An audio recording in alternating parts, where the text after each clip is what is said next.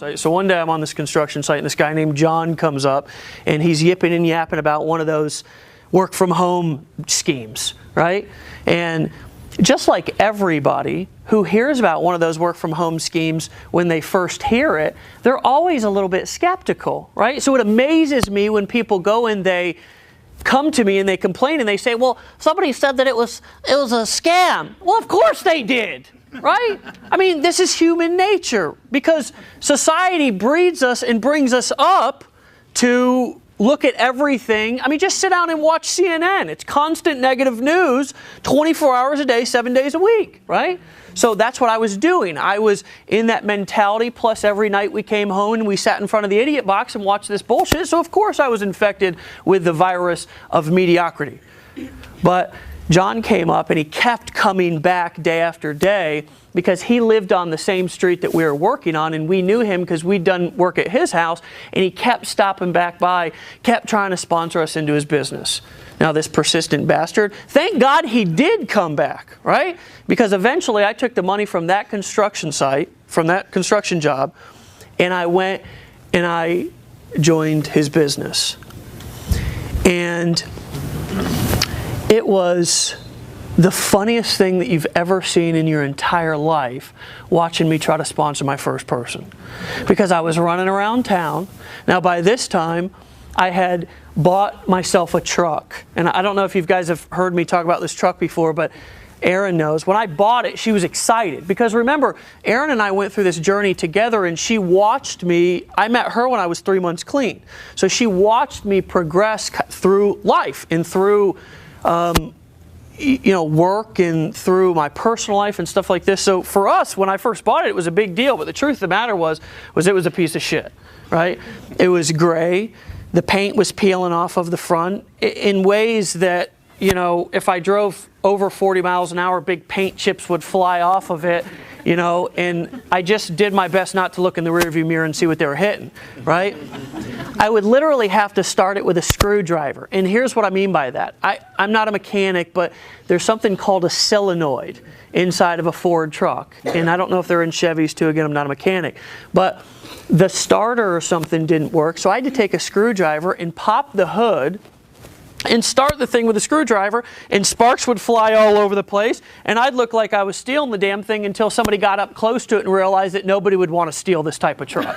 Nobody, So I was driving around and I got magnets from Vistaprint. Anybody know about Vistaprint? Now, if you've ever been broke trying to build a business, then you know about these free sites, right? Because you can go and you can get signs for your yard, and magnets for your car, and you can order business cards and all this kind of stuff. And I did this. I got magnets for my truck, and I put them on the side of the truck.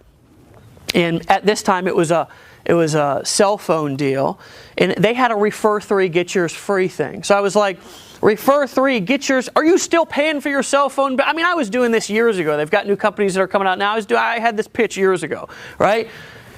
You still paying for your cell phone? I'm not. Call me. Well, I mean, I would drive down the road with this magnet on the side of my truck, and I would try to make eye contact with people, and they'd do this. Because they didn't want anything to do with what I had, right? It's just where. This is how I thought of marketing, right?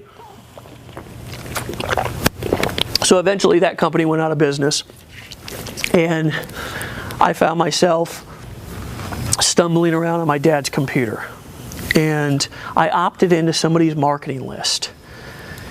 And I had a decision that I could either quit because that company shut down on me, truthfully, because the owners were a bunch of weenbags, right? And they broke a fingernail and made promises that they couldn't deliver on, and that's why they shut down. And I could have went and said, oh, I knew this thing wouldn't work. I'd go back to my life, go back to swinging a hammer on a construction site where I belong, and made all of the excuses. I knew it wouldn't work for me, all of the stuff that we hear people saying on a daily basis, right? I mean, these are the objections that we get.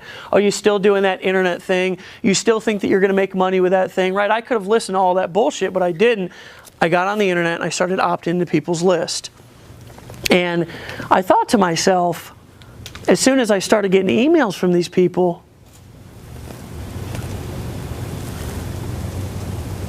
I'm running around town like an asshole. This guy's probably on a date with some hot babe, out driving some fast car, and I'm getting an email from him about his business. And I said, you have got to be shitting me.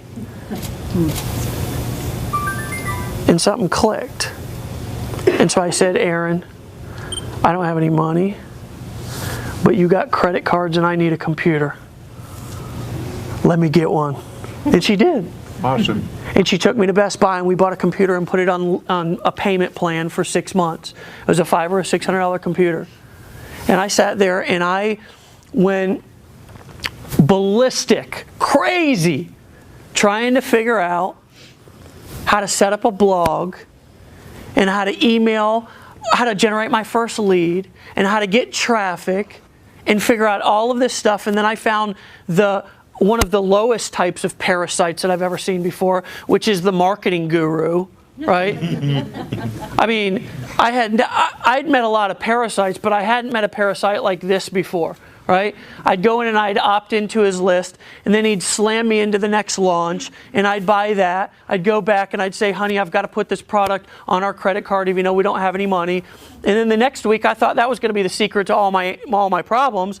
And then the next week, there was another solution to all my problems because there was another launch and another launch and another launch and another product and another secret. And I got so worn down by this stuff that I was once again back in a situation where I was ready to quit. And I can remember sitting down one day really considering whether I was going to buy food or pay the electric bill. This was the point that I had come to with making decisions in my life. And I realized that even though I had been scraping dope off of a toilet seat in one of the dirtiest laundry room bathrooms that you'd ever want to find yourself in, this was a new low for me, was having to make these type of decisions. So at that moment, something clicked inside of me. And I said, I will never, ever have to make a decision like this again. And I haven't. From that day, I haven't. The other thing that I said to myself is, I'm going to help as many people as I can along the way not have to make those type of decisions either. And I have, right? Thank you. I have. That's the power of decision. It's the power of vision. It's the power of commitment. It's the power of not settling for less. It's the power of not letting your past determine your future.